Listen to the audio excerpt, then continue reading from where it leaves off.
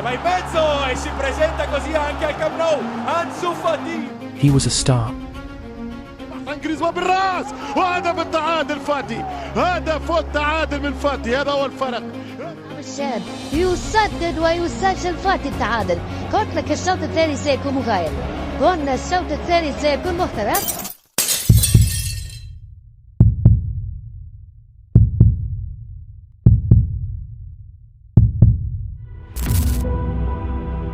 On the 31st of October 2002, a woman gave birth in Guinea-Bissau. The baby was named Fati. Moved to Seville with his family when he was 6. They settled in Herrera, a small town of around 6,000 people, about an hour from the Andalusian capital. He moved there when his older brother, Brahma Fati, joined Sevilla Football Club. Not long after, Ansu also played for the local team CDF Herrera, as well as Sevilla youth side. His gameplay at Sevilla amazed Barcelona scouts, and they tried to bring him to La Masia. But Real Madrid also had their eyes on him. Ansu even had a trial with Madrid. However, at the time, the club didn't have accommodation for young players.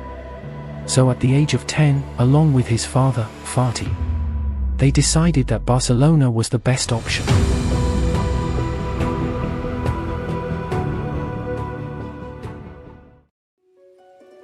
During his time at La Masia, Ansu displayed extraordinary goal-scoring talent across youth levels.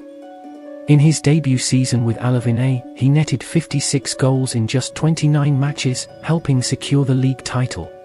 In December 2015, while playing for Infantil A, Ansu Fati suffered a serious leg injury, breaking his tibia and fibula, which sidelined him for 10 months.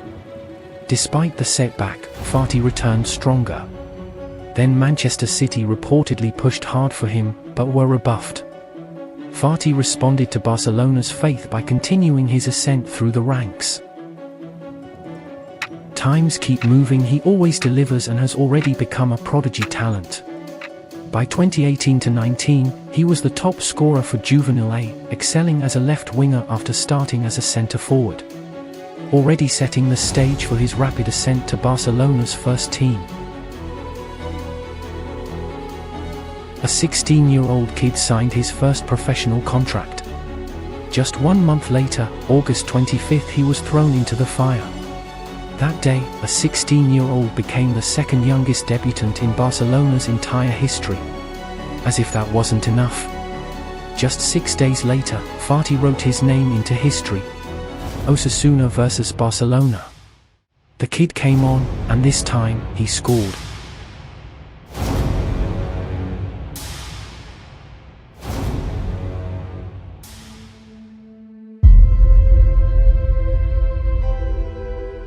A bright morning set the tone for a refreshing atmosphere. It was Ansu's first day training with Barcelona's first team, and he was fired up. Ready to give everything. Day by day, Ansu played with zero pressure. Just pure love for the game.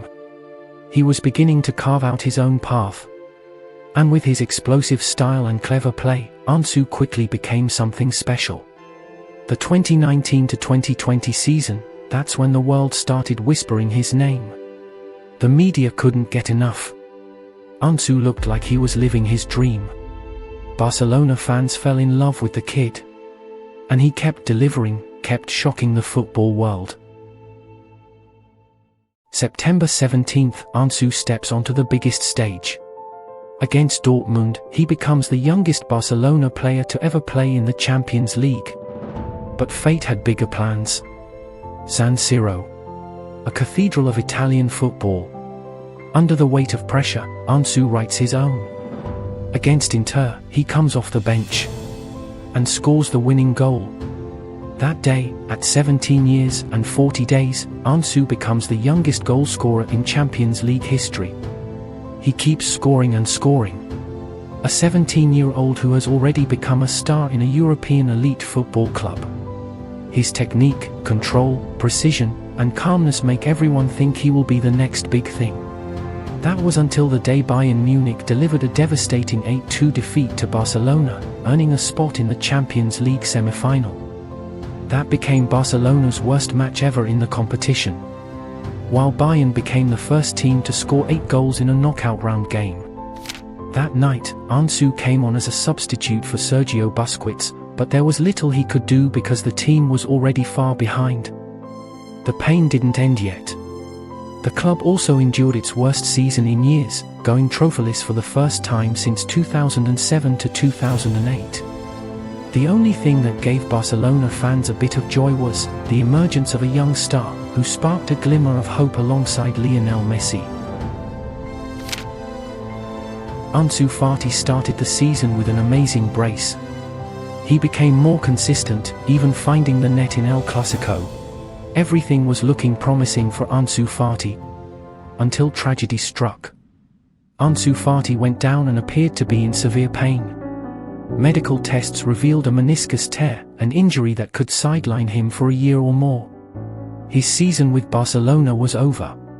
At the end of the season, breaking news emerged: Lionel Andres Messi, the legend of the club, was leaving Barcelona. The club's financial situation was in terrible shape, and President Joan Laporta had no choice but to let Messi go due to his massive wages. That day, Ansu lost his mentor, his leader, his teacher, everything. Ansu Fati continued his recovery process as a new season began, a season without Lionel Messi. The club handed the legendary number 10 shirt to Ansu, a heavy number that carries pressure just by looking at it. On September 27, 2021, after 306 days sidelined by injury, Ansu marked his return with a special goal for Barcelona fans. People chanted his name, as if he were a gift sent in Messi's absence. Supporters placed their hopes on him. However, under Ronald Koeman, Barcelona struggled. Midway through the season, club legend Xavi was appointed as the new head coach to replace Koeman. Unfortunately, Ansu continued to suffer recurring hamstring injuries. He looked desperate and was seen crying. Barcelona also dropped to the Europa League and finished the season without winning a single trophy. Barcelona were deadlocked at 1-1 until Ansu Fati came off the bench, changed the course of the match by delivering 2 assists and scoring a goal, sealing a 4-1 victory for Barcelona. Once again, the young talent offered a glimmer of hope amid his struggles following injury. However, in the following matches, Ansu was mostly used as a substitute and rarely included in the starting lineup. The arrival of Rafinha made his position uncertain. Although Ansu remained injury-free that season, he often struggled with his touch and sharpness on the ball. At the end of the season, as Barcelona neared the La Liga title, a 15-year-old boy made his debut right in front of Ansu Fati. Ansu was reminded of his own debut with Barcelona. In the 22-23 season, he managed to score only 10 goals in 51 appearances. Ansu began to lose his self-confidence. Ansu looked toward the new season with hopes of rising again, but the season started with shocking news. Ansu left Barcelona on a 1-year loan to English club Brighton.